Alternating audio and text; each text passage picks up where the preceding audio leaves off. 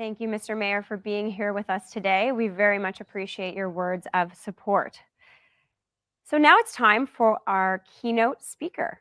Our keynote speaker will be followed by our opening panel, which is on the topic of innovation in Canada, dealing with supply chain disruptions and the effects on national security and economic development. So I'm pleased to introduce Phil Vokins, the Director of Channels, ISVs, and Cloud with Intel. Phil runs Intel's Channels, Strategic Alliances, and Cloud organization in Canada.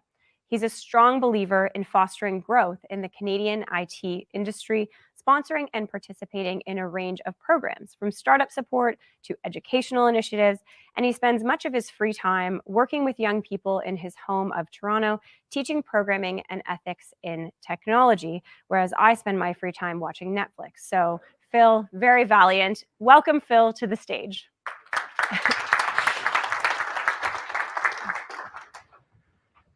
Good morning, everyone. Terrific honor to be here today and set the scene for what promises to be an exciting day. So thank you to the entire Venture Lab team and to all of you for having us here. As we've heard, I'm Phil Vokins. To start with a quick sound check, can everyone hear me okay? The mic's working, because you can never tell. Good, thanks. I do appreciate that I'm speaking a foreign language, so I don't want to add another layer of complexity to the message.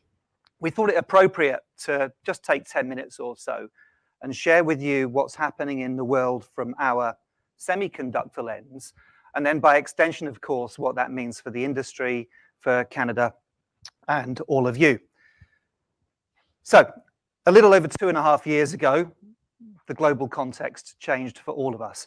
Think back to what you were doing in March 2020 as you began to process the implications of what was unfolding. Thank you for mentioning Netflix, Erin. Some people began to feel as if they might not just finish another Netflix series, but had half a chance of finishing Netflix itself. Social media became really important for staying connected, arguably a bit dangerous as a hotbed for misinformation, but let's focus on the positives. For me, and I guess for many of you, with family and friends all over the place, it really started to matter. And some of us, with more time spent on it, may have even connected with people from way back. The PC made a huge comeback. And that's not surprising, because after all, can you imagine going back to that March without knowing what was unfolding, but facing the prospect of spending the next however many years working from home on your phone?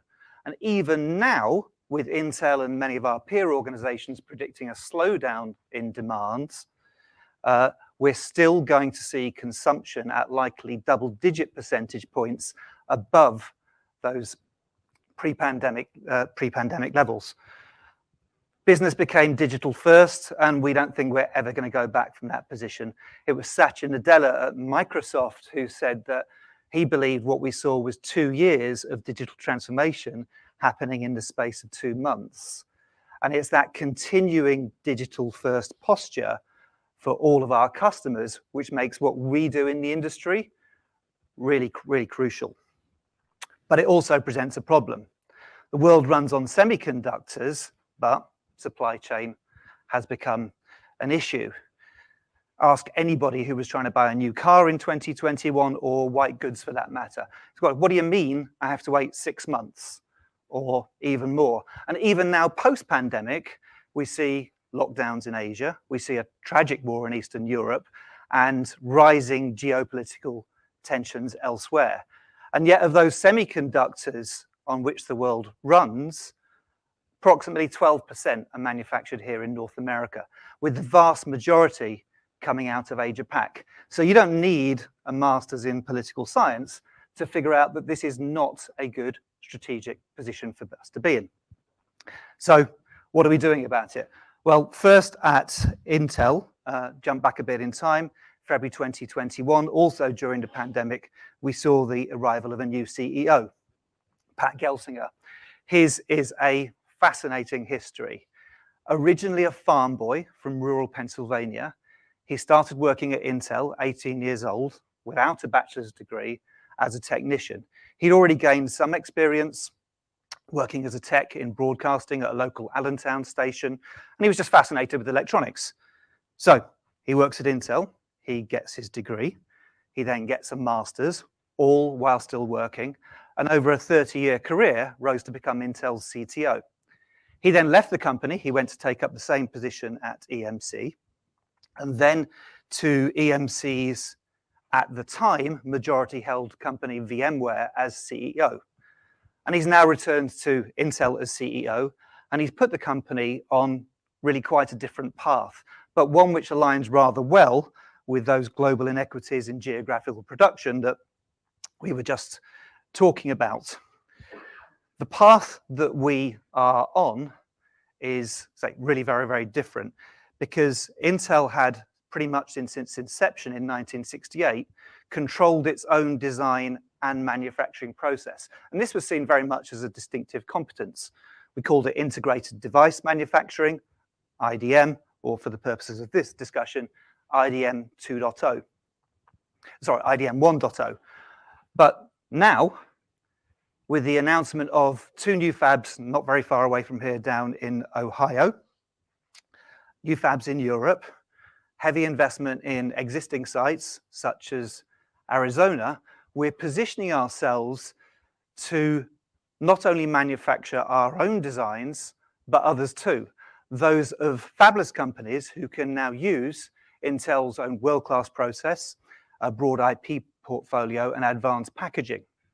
We're calling this IDM 2.0, and it does 3 things.